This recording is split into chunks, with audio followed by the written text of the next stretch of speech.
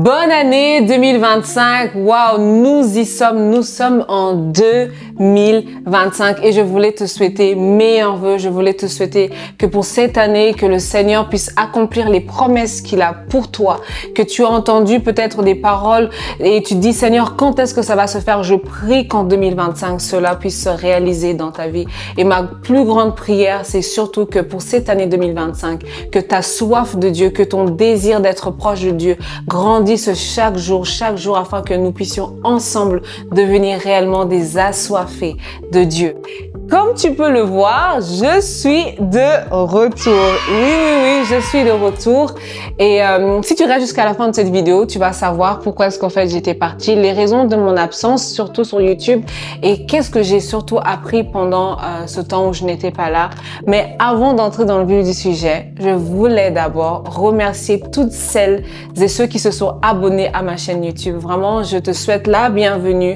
Sois le bienvenu, sens-toi confortable. Vraiment, dans cette chaîne YouTube, le message est clair. C'est même écrit dans ma bannière au-dessus, devenir assoiffé de Dieu. Et peut-être que tu m'as découvert seulement au travers de mes temps d'adoration, au travers d'une de mes vidéos qui a eu le plus de vues, Elia, et que tu ne me connais peut-être pas. Alors j'aimerais me présenter à toi. Je suis Christelle Sony et dans cette chaîne YouTube, j'avais pour coutume de dire que je parle de la foi, de la croissance spirituelle et de Dieu. Mais le Seigneur m'a vraiment mis le focus sur vraiment la soif de Dieu. Alors dans cette chaîne YouTube, moi je parlerai principalement de la soif de Dieu, de la foi et de la croissance spirituelle. En fait, c'est toujours le même message, mais tout est toujours centré sur Christ, mais avec l'accent de devenir bel et bien des assoiffés de Dieu. Alors, c'est vrai, ça fait plusieurs mois que j'ai plus fait de vidéos, que j'étais pas sur YouTube et sincèrement, c'était pas quelque chose de voulu, c'était pas quelque chose que j'ai dit, voilà, je vais plus être sur YouTube, j'en ai marre, peut-être que tu t'es peut-être demandé, peut-être qu'elle a arrêté YouTube, peut-être que YouTube ça l'intéresse pas.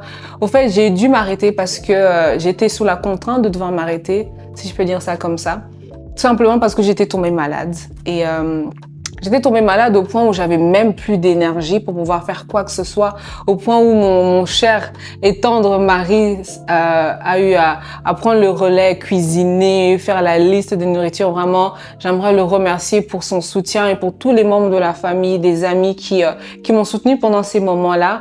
Ne t'inquiète pas, je vais bien, je vais beaucoup mieux aujourd'hui par la grâce de Dieu. Mais vraiment, pendant ces moments-là, j'ai vraiment eu à expérimenter beaucoup de choses avec Dieu.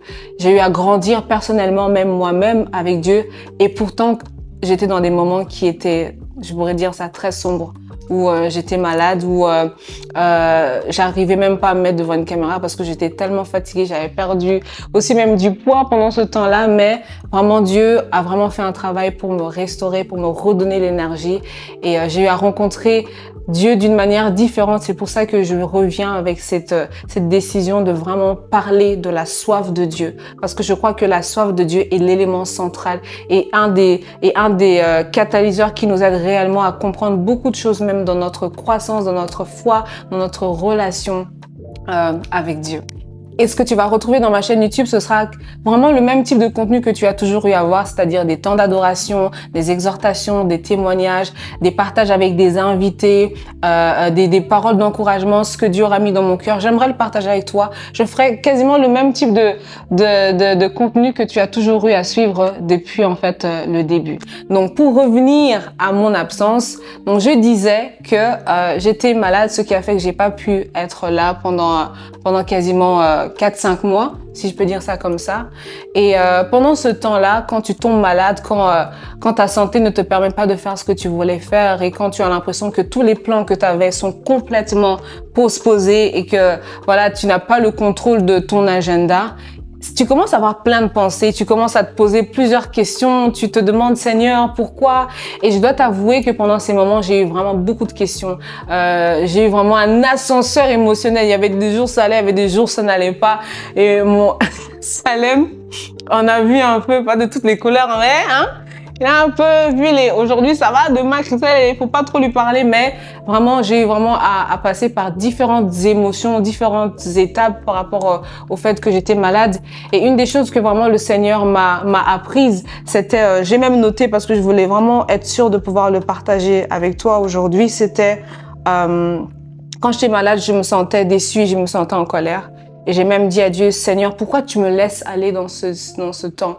Pourquoi est-ce que je dois passer par là? Pourquoi est-ce que tu m'as laissé? Est-ce que tu m'as abandonné? Et c'est vrai que quand on passe par des moments difficiles, par des moments compliqués, ces questions viennent. Ce sont des moments de doute, des moments où ta foi est réellement éprouvée, où ta foi est vraiment mise à l'épreuve pour voir en fait, est-ce que tu m'aimes vraiment pour qui je suis ou est-ce que tu n'attends que de moi des bonnes choses, que des bonnes choses?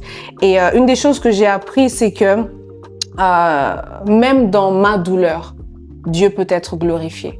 Tu sais, lorsque j'étais pas là pendant tout ce temps sur YouTube, c'est là que ma chaîne YouTube a eu le plus de vues, j'ai eu le plus d'abonnés. Chose étrange, quand j'étais là constante à poster, en plus, tu as vu que j'essaye d'être le plus constante possible, de poster quasiment toutes les semaines. Et à un moment, j'ai plus dû à poster du tout. C'est là que j'ai gagné je sais pas, au moins 6-7 fois le nombre d'abonnés que je gagnais habituellement par jour. Et ça, c'était au moment où je ne pouvais rien poster, où je ne faisais rien, mais simplement parce que j'avais posté cette vidéo que tu as peut-être eu entendre, qui est un des temps d'adoration qui s'appelle Elia, où je parlais de Bartimée qui criait, qui disait « Jésus, fils de David, aie pitié de moi ». Cette vidéo a fait exploser, tu comprends quoi, a fait croître ma chaîne YouTube d'une manière que j'aurais même pas imaginé, et de voir qu'il y avait des gens qui mettaient des commentaires, qu'il y avait des gens qui étaient bénis au travers de cette vidéo. Je disais même à un moment donné à Salem, je comprends pas qu'est-ce qui se passe avec ma chaîne YouTube. Chaque jour, j'avais des personnes qui commentaient. J'avais plusieurs dizaines de personnes qui s'abonnaient par jour sur ma chaîne YouTube alors que je ne postais absolument rien. Et aujourd'hui, j'aimerais aussi t'encourager de comprendre que même dans ta douleur, Dieu peut être glorifié. Même lorsque tu passes par des moments difficiles, Dieu peut vraiment y tirer une gloire et il peut vraiment te montrer que quand tu décides de lui faire confiance, il est réellement avec toi. Et une autre chose que j'ai compris pendant ce temps-là, c'est que même dans les moments difficiles, Dieu reste au contrôle de nos vies. Le diable n'a pas le plein accès à nous. Et quand je parle de ça, l'histoire qui me revient, c'est l'histoire de Job. Tu connais l'histoire de Job où Job se retrouve du jour au lendemain à perdre tout, absolument tout, et il tombe vraiment malade. Et la chose que j'ai beaucoup appris dans l'histoire de Job, c'est de voir en fait que le diable ne pouvait pas avoir le plein accès à sa vie parce que Dieu était celui qui gardait Job. Dieu a dit, tu peux toucher à certaines choses de Job, mais tu ne peux pas toucher à sa vie. Et le diable ne pouvait pas atteindre la vie de Job. Et de la même façon, même quand j'ai passé par ce moment où j'étais vraiment malade, Dieu m'a fait comprendre que même dans les moments difficiles, Christelle, je suis toujours avec toi. Parce qu'une des questions que je me suis vraiment posée, c'est Seigneur, est-ce que tu m'as laissé? Seigneur, pourquoi tu m'as abandonné? Seigneur, pourquoi est-ce que je dois passer par là? Et Dieu m'a fait comprendre que même dans ces moments difficiles, je suis toujours avec toi. Et j'aimerais aussi t'encourager, te dire, s'il te plaît, ne pense pas que Dieu t'a laissé. Ne pense pas que Dieu t'a abandonné. Il reste avec toi. Il t'accompagne. David pouvait même dire que lorsque je marche dans la vallée de l'ombre de la mort, je ne crains rien. Comment David peut dire que quand il marche dans la vallée de l'ombre de la mort, il ne craint rien? Mais il ne craint rien pas parce que il est fort, mais il ne craint rien parce que Dieu est justement avec lui. Une autre chose que Dieu m'a enseigné aussi pendant ces moments, c'était aussi que il nous arrive beaucoup de fois d'avoir une compréhension erronée de notre situation. Je t'ai dit que je disais à Dieu, Seigneur, tu m'as abandonné, pourquoi moi, pourquoi ceci, pourquoi cela? Et parfois, lorsqu'on passe par des moments difficiles, la première personne qu'on blâme, c'est Dieu. Alors que même dans l'histoire de Job que je t'ai donnée, c'est pas Dieu qui a fait à Job d'avoir tout ça, c'est le diable qui était derrière ça. Mais la chose que j'ai eu aussi à comprendre, c'est que la présence de Dieu est permanente, quelle que soit la saison dans laquelle tu peux te trouver.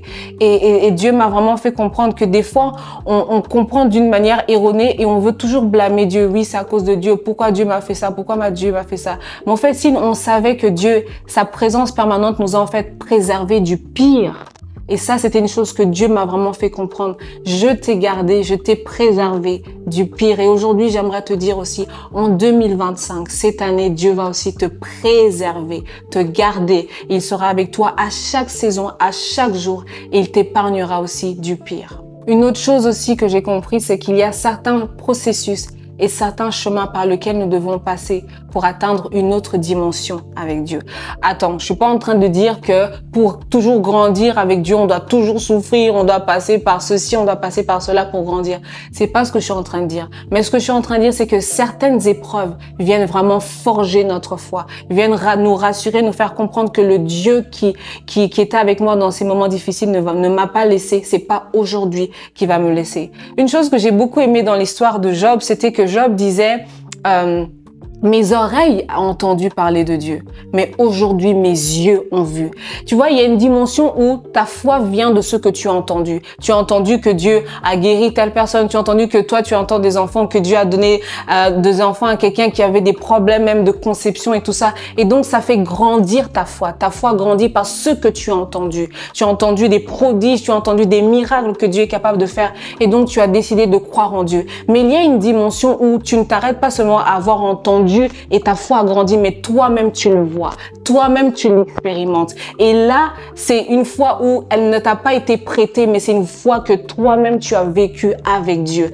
Pendant le temps où j'étais absente, j'ai eu à participer à un programme de 21 jours où le thème principal était la chose que je désire ardemment, une seule chose, pardon même, que je désire ardemment. Et il y avait une des intervenantes qui avait dit, la foi ne se prête pas. Elle avait même dit en lingala, kondima j'ai même oublié le mot, kondima et defa nakate, ko defa. Ça veut dire que ça ne se prête pas.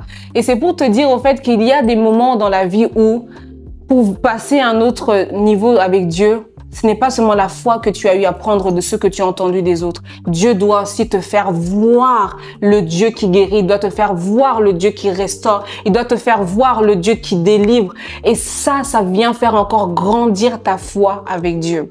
Et pour finir, une des choses que j'ai apprises pendant ce temps où je n'étais pas forcément là et que je voulais partager avec toi, c'était que lorsque tu cherches réellement Dieu, il se laisse trouver. Et je finis par là parce qu'au fait, c'est le message central que Dieu a fait grandir à l'intérieur de moi. Je veux que tu me cherches, non pas parce que tu veux les papiers. Je veux que tu me cherches, non pas parce que tu veux que je fasse quelque chose pour toi, mais je veux que tu me cherches parce que je suis la chose la plus précieuse pour toi. Tu sais, David, c'est un homme, quand j'ai fait le défi de lire la Bible en un an, c'est un homme qui m'a beaucoup édifié. C'était un exemple pour moi. C'est quelqu'un qui a dit, j'ai présenté à l'Éternel un seul souhait que je désire de tout mon cœur, c'est-à-dire de demeurer dans la présence de Dieu. Et quand je dis que Dieu se laisse trouver par ceux qui le cherchent, j'ai vraiment eu à rencontrer Dieu d'une façon personnelle pendant ces 21 jours, pendant ce temps où je n'ai pas demandé autre chose, j'ai pas demandé Seigneur, je veux la guérison, Seigneur, je veux ceci, Seigneur, je veux cela, mais j'ai dit Seigneur, je demande une seule chose, c'est ta présence. Je veux devenir assoiffé de toi. Et aujourd'hui, j'aimerais te dire que ma prière pour toi qui me suis, c'est qu'en 2025, avec moi, que tu décides de chercher Dieu, de devenir assoiffé de Dieu, que Dieu soit ta quête. Tu sais, parfois on dit à quelqu'un, oh, j'ai pensé à toi aujourd'hui. J'aimerais que toi aussi tu puisses dire à Dieu, Dieu, je pense à toi aujourd'hui. Dieu, tu es le sujet de mes pensées. Tu es ce que je cherche. Tu es ma quête. Tu es ma soif. Je désire après toi. Je cherche après ta présence. Et c'est pour ça que je suis revenue parce que j'ai dit, Seigneur, si j'ai eu à ressentir une soif comme ça pour toi, permets-moi de pouvoir la communiquer aussi à la personne qui me suivra sur YouTube. Alors, c'était ça que je voulais partager avec toi. Je sais que on peut passer par des moments difficiles. Je grandis dans ma foi avec Dieu et j'espère de tout mon cœur qu'avec moi, tu vas aussi décider de grandir avec Dieu.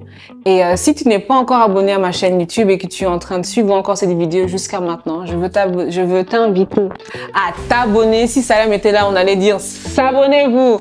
Donc de t'abonner à ma chaîne YouTube, de partager cette vidéo à quelqu'un pour l'encourager et également aussi d'activer la cloche de notification pour ne rien manquer parce que vraiment le retour là, ça va être quelque chose. Donc vraiment, bienvenue sur ma chaîne YouTube et encore une fois, une très bonne année à toi. Et à très bientôt.